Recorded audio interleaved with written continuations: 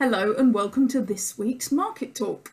Today we have with us Jackie Jenkins, who is the MD of HB Catering and Refrigeration, and we have Glenn Roberts, who is the Sales Director of Winterhalter UK. So thank you both for joining us this week. I'm going to start off with Jackie because there's been a couple of quite new developments at HB. One of these is that you guys have launched a rental service. So can you, equipment hire, can you tell us a little bit more about what prompted you to give this offering now?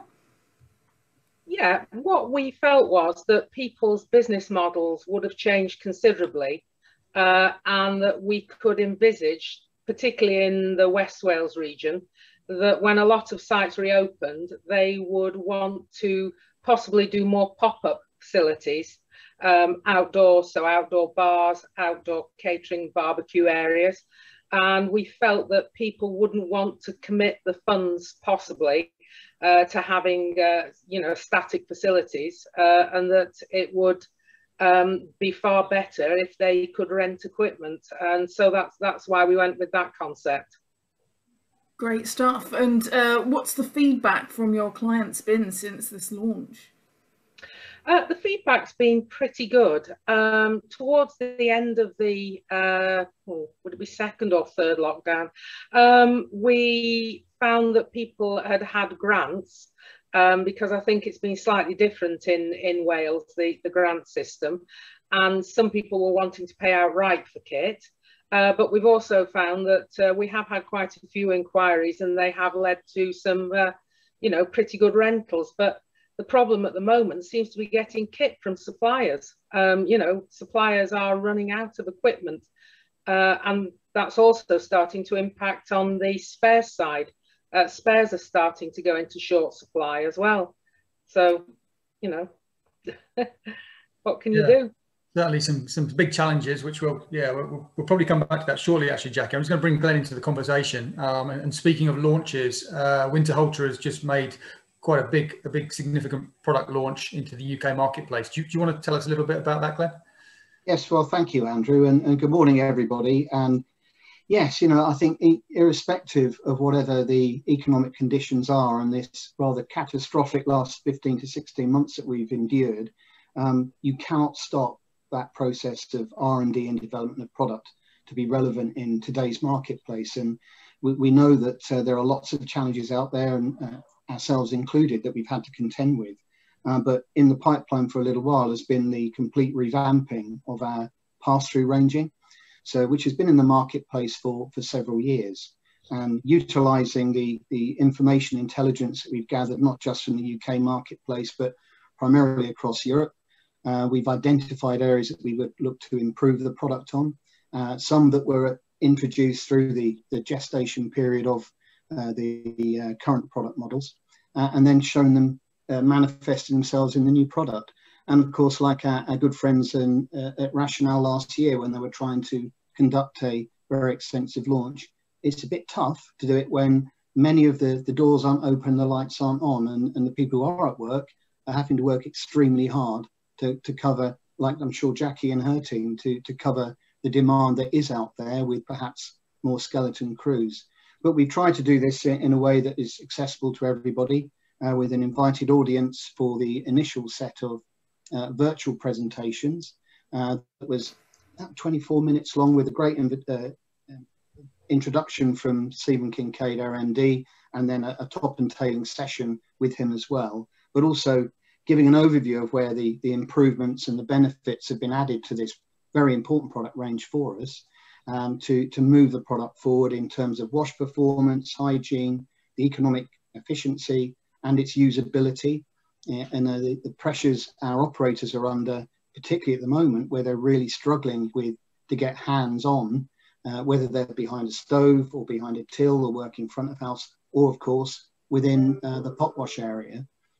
This means you've got to produce product that's simple and easy to use, that works 24/7, 365 for lots of operators. And there was a big emphasis, I think, when you made the launch, about the kind of volume of customer feedback that you'd use to shape this generation of products. We had vox popped a whole range of people, whether they're working within the service supply chain, where they're seeing, materially the product on a day-to-day basis from the inside out, as it were. Our consultants, our distributor partners, and as I said, across Europe as well, and involving consultants to find out what also customers are asking them for. It's very easy for manufacturers to fall into the perhaps mistake of making what they like making rather than making what people want to buy. And that's quite difficult to get when you're in an ever-moving environment. But plus, of course, we've got to make sure it's at the right kind of price point that makes it affordable, because frankly, any manufacturer can go out tomorrow and pretty much make a product that will last forever, but the cost of it would be prohibitive and nobody would buy it. So we've got to have that balance right between cost efficiency and value to customer, and trying to lead the way in those areas as well to create that thought leadership in terms of sustainability, build quality, and basically recognizing that the environment we're operating in, we are working towards a zero carbon target for 2050. Many of our big operators are already challenging us now because they're looking to bring that forward, their own claims of zero carbon being brought forward to say 2030. And in real terms, if you're producing and manufacturing, but also designing the kitchens of tomorrow, you're probably only 1 to 2 kitchen cycles away having to really address that. And fundamentally, it's producing products that are efficient to use. The cost of ownership is the lowest. The cost of purchase may not be, but it's actually using that in that mid to long term to say there are some real benefits for operators in terms of use of electricity, water, and of course detergents and chemicals that go into the product. Cool. Good stuff, Glenn. I just want to pick up on something that Jackie said earlier about supply chain issues, because obviously this seems to be something that's affecting most manufacturers and suppliers across the UK. So can you just tell me a little bit about how Winterhalter are managing those issues? Well, it's bizarre actually, because we were trying to prepare for almost the perfect storm of Brexit, which seems like a distant memory now, before the pandemic consumed everybody's attention in a way that we could never imagine. So there was a lot of stock building going on, not just with us, but across the wider marketplace. We took the opportunity to fundamentally change how we, our stock levels on spare parts, Jackie, as well, to a level that was going to give us approaching a year's worth of stock availability, to ensure that if there were supply chain issues, we were at least able to repair and mend products through that period. We also built the stocks accordingly, so we had the right kind of levels. I'm going to touch the only kind of wood I've got in my little space here, which is there, and say that so far so good. However, we are seeing quite a significant increase in demand now across continental Europe, as various markets are coming in and out of their availability. And our 2 factories in Germany and our factory in Switzerland are working full tilt to hit those numbers. One of the great things with our product range as well is that flexibility of the carcass we make can be then adapted to be whatever the customer needs it to be. And we may need to do work, for instance, in a workshop, but that conversion of a dishwasher to a glass washer needs IDD, detergent, bayonets, etc., or then configure to different wash cycles. We can then do that before it goes out. It does afford us a little bit more flexibility, but I'd be utterly naive to say that at some stage we may have some kind of issues. What our colleagues on the continent have done, however, is trying to control that holiday period. So traditionally, manufacturers, particularly in Southern Europe, would almost take 4 to 6 weeks off on holiday, and if you hadn't built your stocks up through that period, you'd have issues.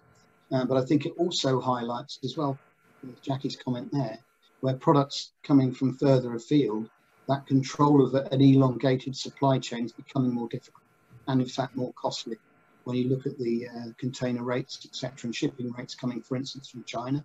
And so a lot of people have been looking closer to home, and that's put even more demand upon those factories that may not have been able to be in a position to have cash flow to build up their stock holding or have those parts in place to have their finished goods completed.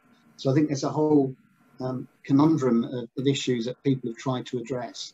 And we are hearing, Jackie, from peer group companies, others out there, that it is starting to bite a little bit. In some ways, it's a good problem because, hey, there's demand back in the market, but it still doesn't help when people want something yesterday. And trying to get within both the end users who have been used to a just-in-time delivery service for, in fact, probably a decade or so. And it only takes one small thing in that just-in-time logistical supply chain to fail, and it becomes a problem. And for instance, if it is dish and glass washers, they're operationally very important. And when you're short-handed, having lots of people bending over double sinks trying to wash product, in fact, not very hygienically, it's a significant issue. Yeah. So, yeah, I share the pain. it's a really tough time, isn't it? Oh gosh, but let's say we'll park that for now, and Jackie, I'll come back to you. With this new hire offering, you said that you were going to try and recruit a couple of new starters for your company. So have you managed to do that? How is the whole recruitment process going at this time? At the moment, we've actually recruited a new salesman, which is something that we hadn't envisaged doing for quite some time. So yeah, we've recruited one. There's another in the pipeline, but we're just waiting for it to pick up and get a little bit busier. We've kind of shot ourselves in the foot a bit by putting on the hotline, because we put on the hotline basically for customers to ring in. We thought, well, quite a lot of things we can actually fix by phone. Which is, saying to people, well, have you given it a run through? Have you checked your filters? Have you done your necessary tasks? But it seems to have created service calls instead from people that we've never actually dealt with or haven't dealt with for a long time. So it actually seems to have brought more people on board, which is a great problem to have. But when you're still on flexi furlough in some areas, and of course we have, like Glenn, we have engineers in both England and Wales, and they're moving at different paces. Areas are being unlocked at different paces, so whereas we might be rushed off our feet on the English side, then next thing Wales goes bananas, and obviously there's staff holidays to consider, and half terms been, and some engineers have had to be off, so it's kind of given us a good headache, but a headache nonetheless. And obviously, as Glenn alludes to, the supply chain these days is the just in time, and we're having to get spares in, and it's starting to prove difficult. Not so much we haven't noticed it. Certainly Winterhalter haven't let us down on spares yet, but it's the refrigeration side of the industry, because obviously it's summer. Coming out of a pandemic and the usual summer rush is starting to create problems, particularly in the refrigeration side of the game. And how are you managing that, Jackie? Are you now having to source from suppliers that you haven't necessarily worked with in the past? Yeah, we are having to do that. I mean, obviously, we did carry quite a lot of stock anyway. We carry a lot of warehouse stock. But it tends to be because our customers are usually fairly well templated.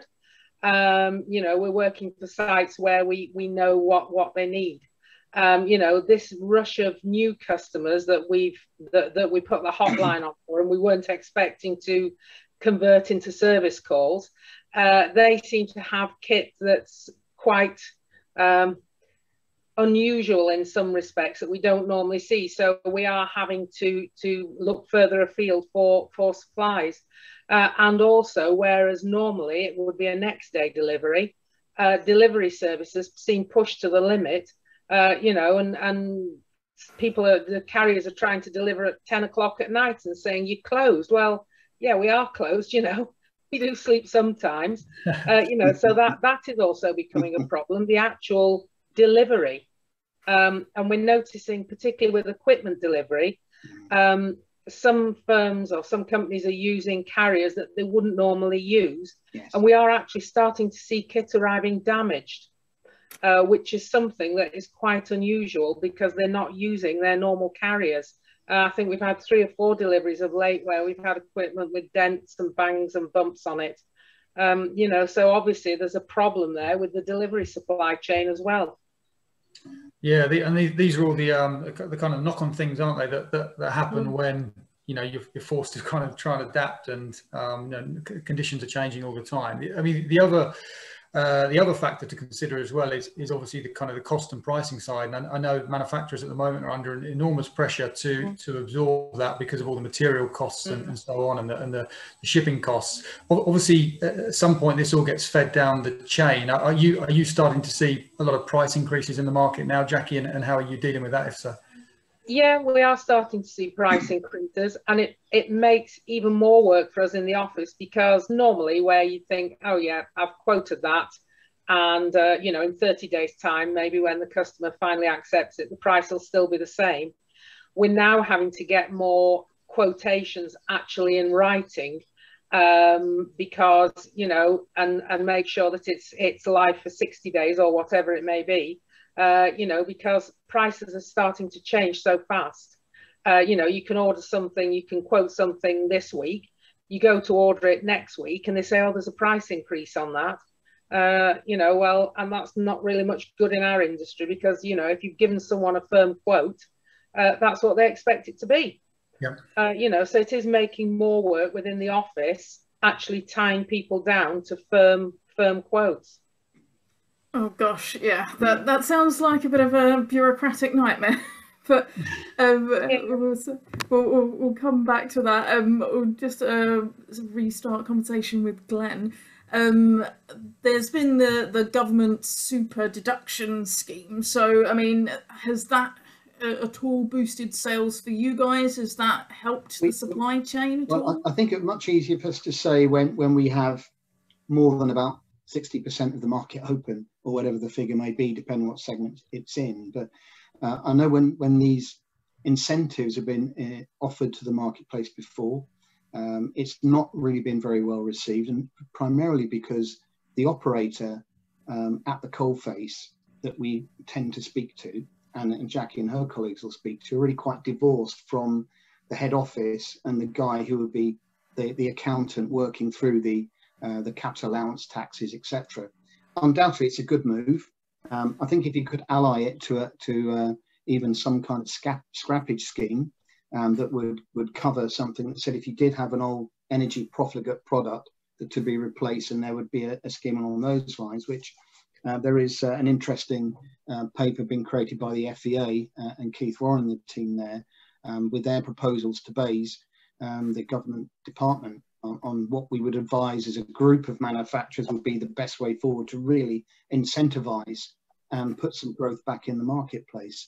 It's a complex narrative, Andrew. It's quite hard for people to understand if they're not accountants. So yes, it will be taken up. I think at the moment it's very much the last of the worries of the guys involved in what they're doing, because it's getting through the day job and getting however they're doing it. And of course we are seeing and hearing, not just anecdotally, but with our own experience, where people are open at the moment in England with fortunate enough to have large spaces outside their buildings. They're trying to run an app-driven business with, say, 2 people who may be local 18-year-olds trying to service 200 people sitting in a beer garden.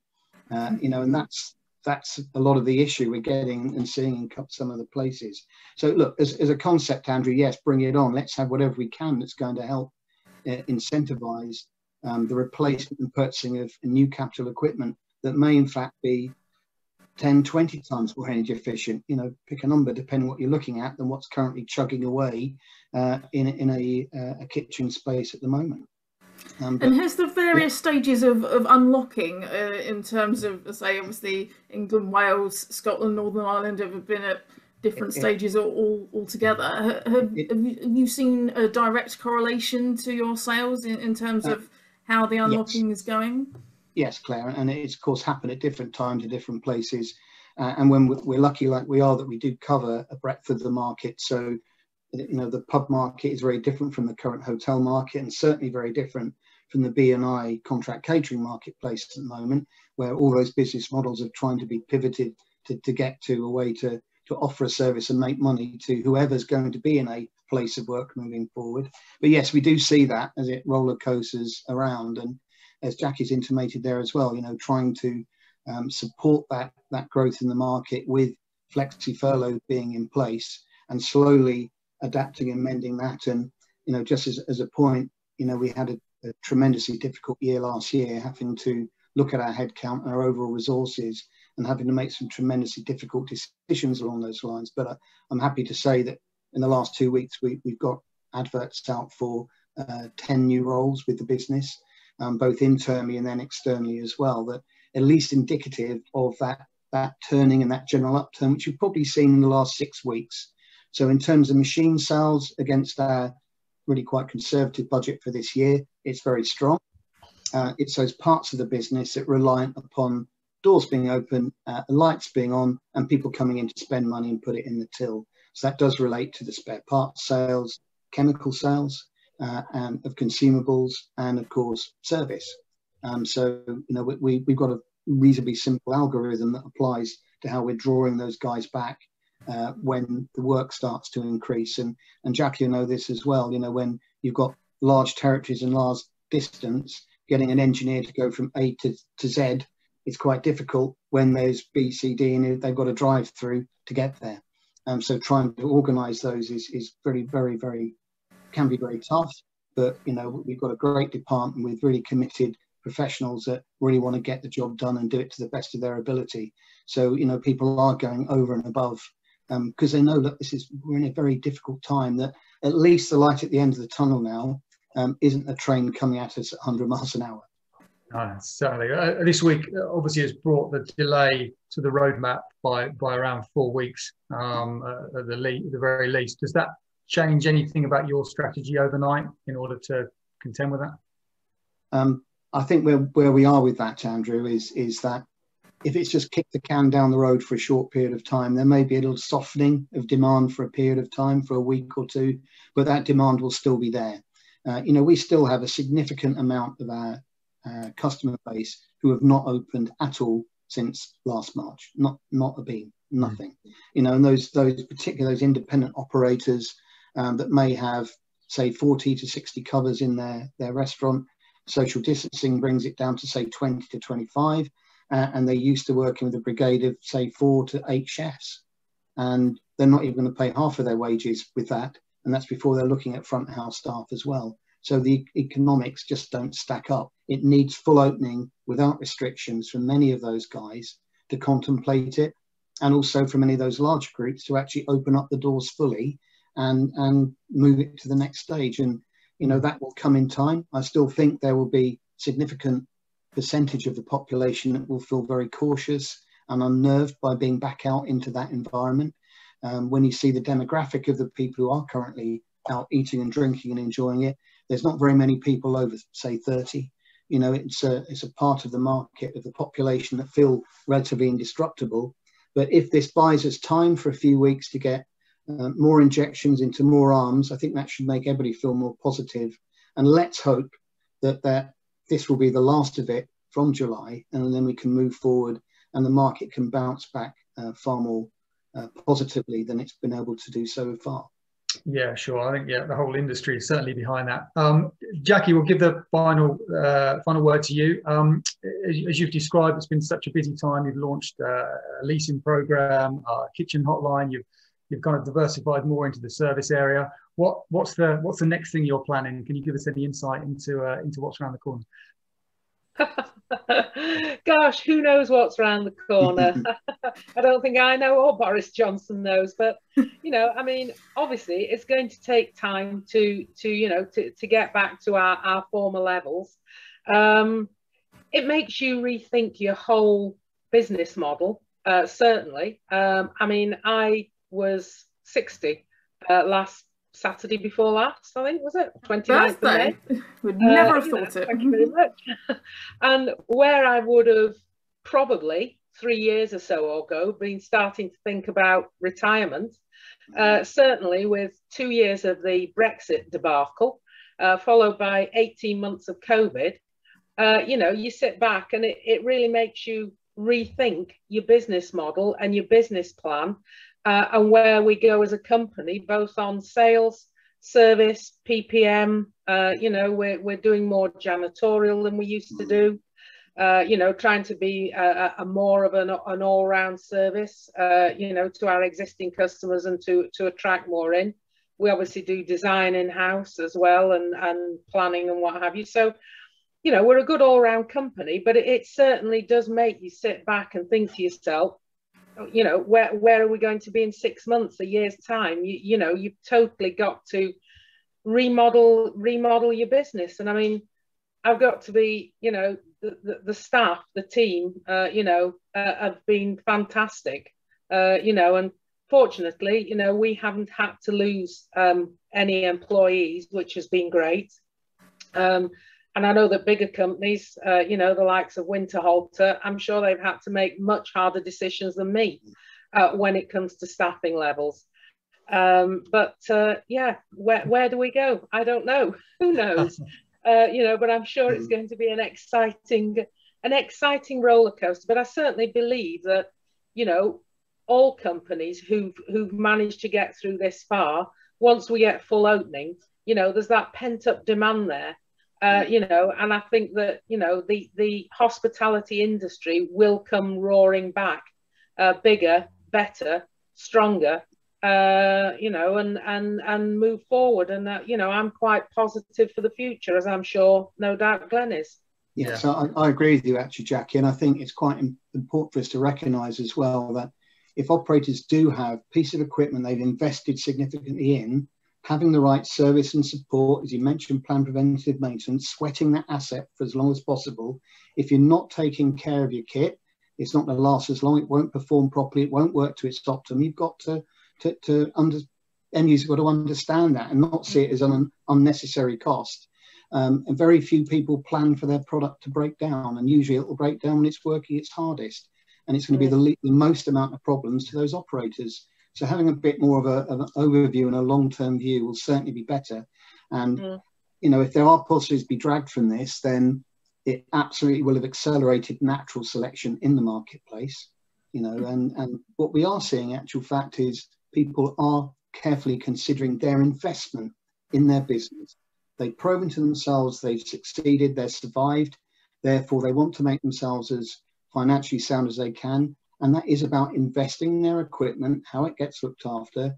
And with this lack of staffing as well, perhaps investing in your people a little bit better and making sure you can retain and keep those guys. And it's same true of us in the equipment game, in the supply chain, training and developing people, getting people on the CFSP course, for instance, all those elements are trying to improve the professionalism of the sector to make us more relevant to the end users as well.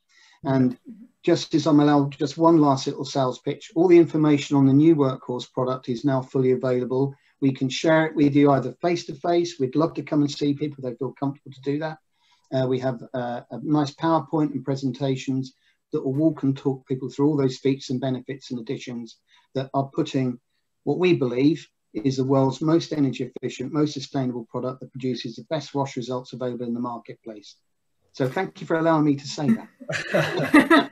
No problem, Glenn. I think we have run out of time now, though. So thank you very much, Jackie. Thank you very much, Glenn. Thank you. And thanks everyone for watching. And we'll see you next week for another episode of Market Talk.